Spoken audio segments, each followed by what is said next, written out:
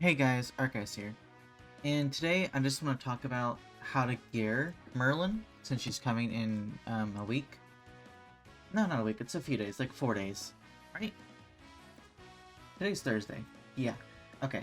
So, before we get started and discussing her gear, right, make sure you subscribe if you haven't yet, and turn on that notification bell if you want to get notified for when I upload. Now then, she has 3 different types of gear sets you usually will run with her, right? 2 to 3. It depends on how you want to do it, right? Attack crit is the first one. She is a very, very strong DPS unit, right? She does a lot of damage. Her power strike single target does a lot of damage right off the bat. It does a whole lot. Like if you've seen how hard Sario's attack hits, yeah, that's how hard she hits. But of course, she can hit stronger than Zariel because of her passive. But then, of course, her AoE also hits a lot. So, yeah. And her ult is a really strong hitter as well. So she hits a lot. Also combined with her passive, plus combined with, if you, the free Ram you're going to be getting and everything. And Red Gother's passive. She's going to be doing a lot of damage. So attack crit, and she crits a lot. Of course, she has, 50% crit chance that only goes up with her Super Awakening, level 80, and costumes. So that crit chance will go up, of course. It's roughly 70-75%, so it's a high amount of crit chance. So attack crit, it is worth doing attack crit if you want to do that. For her being a DPS unit, for how hard she hits, how many times she crits, and everything. Yeah. There's a second set. I should say 4 sets. Because then you could also do HP defense if you want to go for the most CC possible.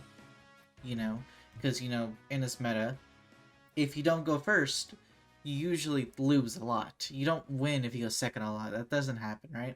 Usually you want to go first so you have a higher chance of winning and get that first hit in. Also, with her passive being according to her health, it's being tied with her health, going first helps you with that because when you go first, you have the highest amount of HP right off the bat. So their HP defense helps with that. Okay. And then the third set goes along with HP defense you could use would be HP crit. It's the best of both worlds, because she crits a lot. You can help push her DPS even higher, and you also push to help get the higher CC and to have her get more survivability, especially when facing other units, right? Because let's say you get higher survivability, and let's say that they do 15% of one attack because you have the higher HP, right? 50% of one attack, and then 40-40. Or they do 15-15-15. If they do 15-15-15, they still can't kill you because you're not high enough yet, right?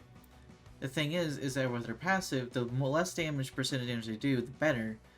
Because of that passive caps out the maximum damage they can do, giving you even more turns you can survive with her. Plus, her constantly recovering is also something else. So if they do, 15% one attack and 40-40, you're still going to survive. Next turn, you heal with all of your cards and the lifesteal you have, and you just go back to max HP. So having the best of both worlds is a very good option if you wanted that. And then, of course, you also have, there's also attack lifesteal. Yes, lifesteal seems like a ridiculous set to put on someone, especially considering lifesteal is not a typical set you put on anyone at all you'll ever use, same with like regeneration. But having attack lifesteal just makes you just recover all your health back guaranteed every single time, right? So attack lifesteal is a very viable option. But if you didn't want to get rid of the defense pieces, there's also, you could go attack defense with, on the attack pieces, you could have like one piece be a lifesteal, not attack pieces, HP pieces, be a roll to be lifesteal, right? So on your, I say HP pieces, it is an attack set, but on the orb and the other one, you'd want to put lifesteal in those, right? Because you do attack, defense, and lifesteal rolls. She's gonna be lifestealing a lot even more. Like currently, she has 5% lifesteal. that's only gonna go up with costume stuff, right? And also Super Awakening. Plus, if you have lifesteal rolls, that goes up even higher, making her lifesteal all the damage she does back, at least half of it, right? So, let's say you do, 300,000, you're gonna be lifestealing close to 150,000 back, right? And she's gonna be doing close to that amount a lot of the time for how hard she actually hits. So that is a very big option to guarantee you healing all of your health back. Every single time, right? That's only if you want to. If you do have, let's say you have a fat Ludo, like you say you have a Ludo that's geared and it has high amount of volt and it has high CC and everything, you could, attack crit is probably the way you want to go. If you don't have a fat Ludo, attack crit can still go, but I would say you're probably better off going HP crit in total, right? That's just my recommendation for what you should run. That is the gear. That's how you gear Loli Merlin. It just depends on your fat Ludo. If you want survivability, you want more damage, you want to actually make sure you have guaranteed lifesteal. It just depends how you want to build Merlin. She can have several different gear sets. It just depends how you want to build her, right? Another thing to note is if you have Droll. If you have Droll and you have Ludo, Droll, Ludo plus Merlin is a really good combo. So if you have Droll and Merlin and your blue, like a blue Droll, there's the green Droll. I forget which one it is. It's one or the other, right? If your green Droll and blue Droll are stacked, like they're stacked like I was talking about Ludo, having high CC, they have like close to max ult or max ult. You have UR gear for them if they're stacked like that. Guaranteed, I'm gonna tell you, if you have a Ludo and Troll stacked, just go attack crit.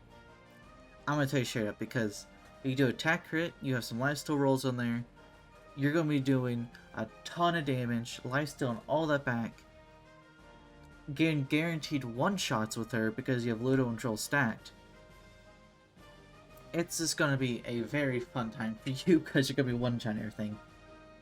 Yeah, that's probably what you should do if you have a stacked stacked Troll and Ludo. Just go attack crit. That's guaranteed what you should do. But if you have other things, I would say HP crit. So yeah. Okay. Anyways, guys, that's it. That's the video. Thank you guys for watching. I will see you guys next video. Bye bye.